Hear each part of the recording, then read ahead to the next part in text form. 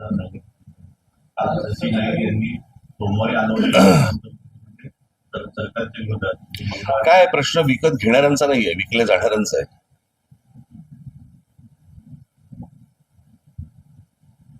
Okay नाही. आता देहविक्रीला जर समजा हे तयारच असतील तर गिराईक आहेतच. आणखी 14 आमदार आणि हे घाणेरडं चालू आहे मुळात. हे कुठच्या प्रकारचं राजकारण सुरू आहे आणि हे मला असं वाटतं यामध्ये लोकांमध्ये जर समजा तुम्ही जाताच पत्रकार म्हणून जाताच लोकांमध्ये संताप आहे या गोष्टींचा. म्हणजे लोकांनी उन्हातानात उभं राहायचं, लाईट बंद करणे तुझा, लाईट बंद कर तुझा.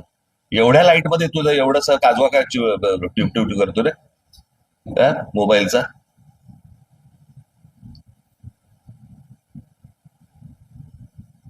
काय बोलतो तुम्ही सर?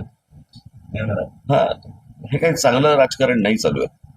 आणि याचा भविष्यात आत्ता जे काही भारतीय जनता पक्ष पायंडे पाडतंय काय, हा मी मागे पण म्हटलं होतं की ते आपण पत्त्याचा बंगला करायचं ना पूर्वी पत्त्याचा, तसा हा उलटा आहे.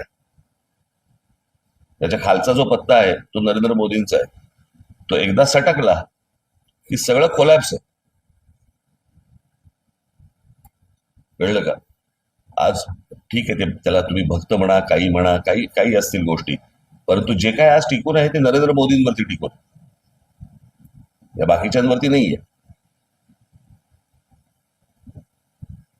आणि अशा गोष्टींमध्ये तुम्ही ज्या प्रकारचं भयानक राजकारण करतात, खेळतात, हे त्यांनाही अंगाशी येणार आहे.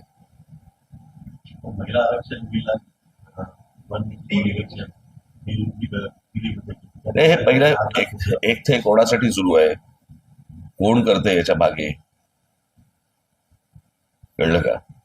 हे सगळं अमित शहाचं राजकारण सुरू आहे.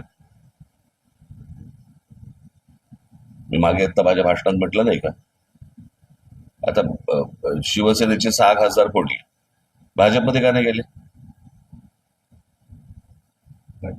टीएमसीचे 22 खासदार फुटले, वेगळा गट का केला?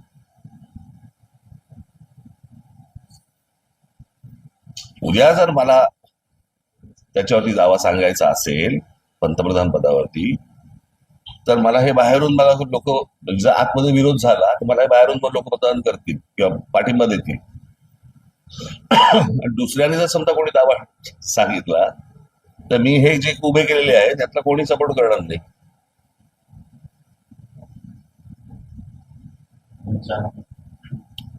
नाही, मी मगाशी म्हटलं ना, ज्यावेळेला तुम्ही समोरचे ज्याला विरोधक संपवता त्यावेळेला विरोधक हे तुमच्या दुश्मन तुमच्यातच तयार होतात.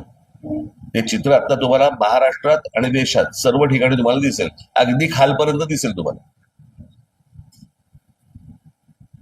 बेधुंद सत्ता ज्या वेळेला येते त्यावेळेला माणसं अशी वागायला लागतात.